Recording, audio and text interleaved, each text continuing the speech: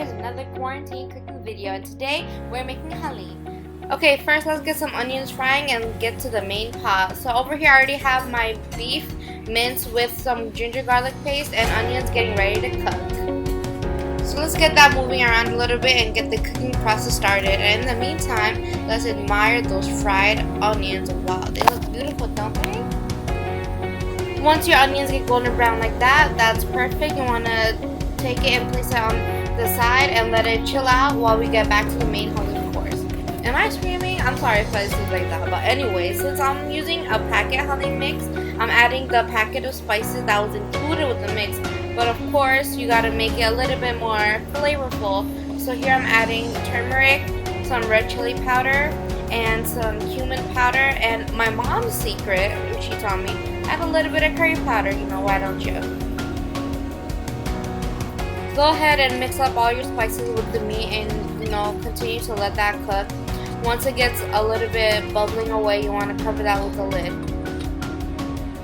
Prior to cooking, I took the lentil pack that was included with the mix and soaked it with some rice and then blended it all together. And at this point, I took that mixture and added it in to my beef mixture to start making the actual Haleen.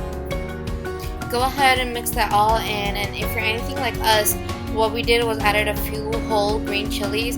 It didn't really necessarily provide heat, but it did give some flavor. So go ahead and mix that in as well and cover and let it cook through a bit. I forgot to show this, but we added a little bit of water just so the grains and the lentils, they don't end up sticking on the bottom of the pan. And eventually you want to add in about 4 to 5 quarts of water, actually depending on how many people you're gonna feed or like what amount you're making. But for one box of Haleen mix, I think I put about 4 to 5 cups of water or quarts of water. And basically you're done. You're just gonna gradually stir and let it simmer every few minutes. You want to check on it and it will thicken up by itself. Right here we have it bubbling.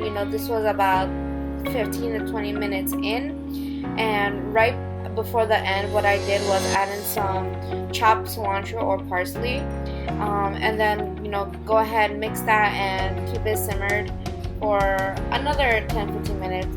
And of course we have our fried onions. You can save a little bit for the end for garnishing, but we just ended up throwing the whole thing in there and cooking it down. And basically you're gonna keep stirring. You're gonna keep keep an eye on it, make sure nothing's sticking at the bottom of the pan, and you're done. So I think after this I let it cook down for about 20 more minutes before finally taking it off the heat and letting it cool down on the table. So after said 15-20 minutes, look at how thick my Haleen got.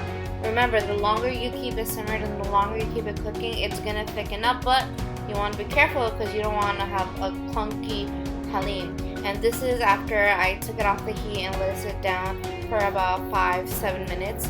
And you're done now. You want to plate it up or bowl it up or whatever. And it's a perfect soupy kind of meal for a cold rainy day. But honestly, it's one of my comfort foods. I can eat this on a hot summer day too. If you add a little bit of lemon and whatnot. But there it is. There's my box, the Haleen mix. Semi-homemade cooking with Shana, right? Okay. And I added some, like I said, lemon and jalapeno, and you're done. And I hope you try this out, enjoy it. Make it your own way, and let me know how it is. Thanks for watching.